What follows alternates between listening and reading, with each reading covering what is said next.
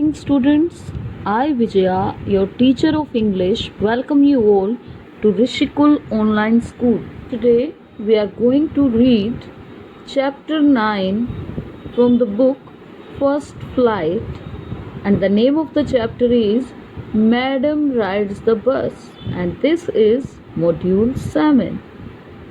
Dear students, till now we read that Wally was a very clever, sensitive, self respecting, and fun loving girl. She was just 8 years old, very curious about things. She was a good observer also. Her favorite pastime was standing in the front doorway of her house. She used to watch from there what was happening in the street outside. There were no playmates of her own age in the neighborhood. Wally was mature, clever, and practical beyond her year. Saving 60 paise was not an easy job for a girl of her age, but she did so. She was determined to resist any temptation that came in her way. She sacrificed buying peppermint toys, balloons, and many things, and saved money. But while she returned back, she experienced a very bad incident of her life.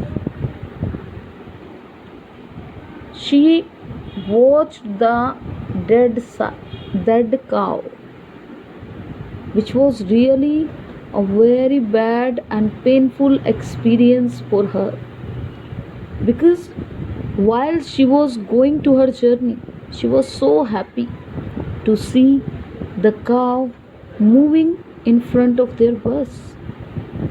And on her return journey to the village, she found the same cow was lying dead on the road.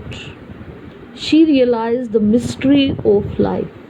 Now let us read further what happened next in the story. When she entered her house, she found her mother awake and talking to one of Wally's aunt, the one from South Street. This aunt was a real chatterbox, never closing her mouth once she started talking.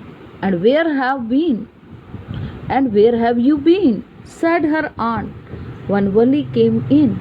She spoke very casually, not expecting a reply, so Wally just smiled, and her mother and aunt went on with their conversation. So, this happened when Wally reached inside her house from her first journey. Yes, you are right, her mother said. So many things in our midst and in the world outside. How can we possibly know about everything? And even when we do know about something, we often can't understand it completely. Can we? Oh, yes, breathed Wally. What? Asked her mother. What's that you say? Now, while her mother and her aunt, they both were talking, Wally realized that they are saying the right thing. Wally showed her agreement that there were so many things happening in the world outside and we know nothing about them. What did the aunt think about Wally? The aunt said Wally was just a chit of a girl and pokes her nose in their conversation if she were a grown up lady.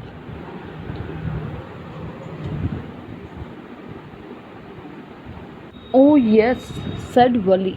I was just agreeing with what you said about things happening without our knowledge. Just a chit of a girl.